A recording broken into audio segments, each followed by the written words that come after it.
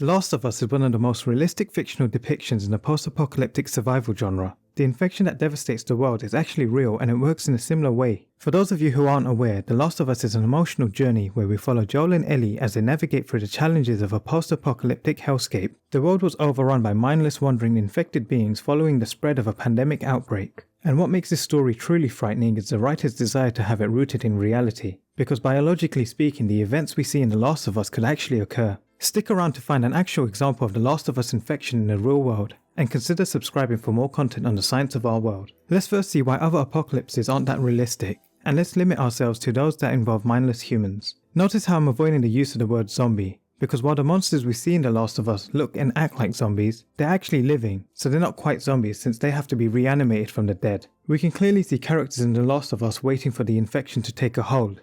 Now typically zombies are created through supernatural means. This might be through magic like necromancy, which we see in Lord of the Rings or Game of Thrones, or even by demonic possession. Clearly if we're trying to find a natural process, then we can disregard anything supernatural. But what about zombie viruses like we see in The Walking Dead or World War Z? Well, they're also not very realistic, but purely from the biology of a virus. Viruses are not living, they're a set of instructions surrounded by a protein coat. Their sole objective is to infect cells and use these cells to produce copies of themselves. They do this until the whole cell is made to explode through a process called lysis.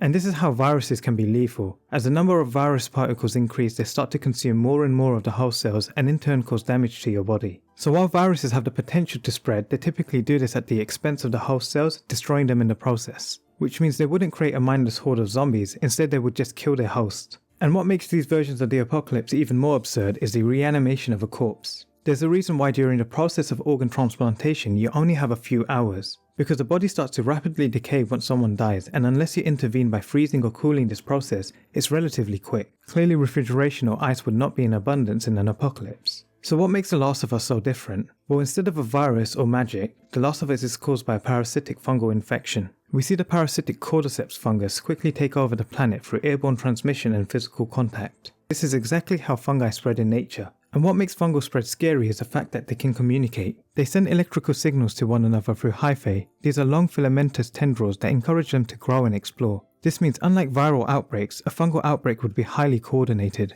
And fungi can even cause the behavior changes that we see in The Last of Us. Many psychedelics are derived from fungi such as magic mushrooms or LSD, and they have the ability to change your perception of reality. So a fungal outbreak could feasibly create a coordinated mindless horde like we see in The Last of Us. And we actually see this in the wild, just not in humans yet. Specifically, the same fungus in The Last of Us, the cordyceps fungus, is seen to infect carpenter ants in the real world. These ants pick up spores while foraging, and initially they act normal, but eventually the fungus takes a hold. The ant starts to behave increasingly hyperactive and stops communicating with the rest of its colony. Scientists believe this happens because the fungus is releasing chemicals that bind to receptors in the ant's nervous system, and it's very similar to how some drugs act on our neurotransmitters. Eventually the ant is overcome by this and the fungus drives the ant to the top of a plant. Here the ant bites down, fixing itself in place, and the fungus sprouts out of its body, where it can release spores ready to infect other ants nearby. We see something similar in The Last of Us where the infected are eventually overcome by the fungus and plastered to a wall.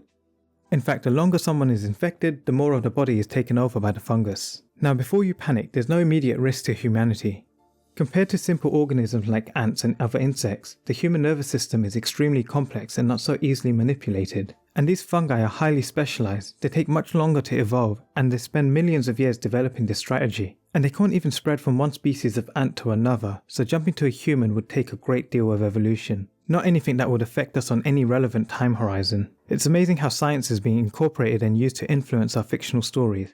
But did you know that maths can explain why your friends are more popular than you? Or that by using science we could potentially make a dragon? Check out these videos and thanks for watching Shrouded Science.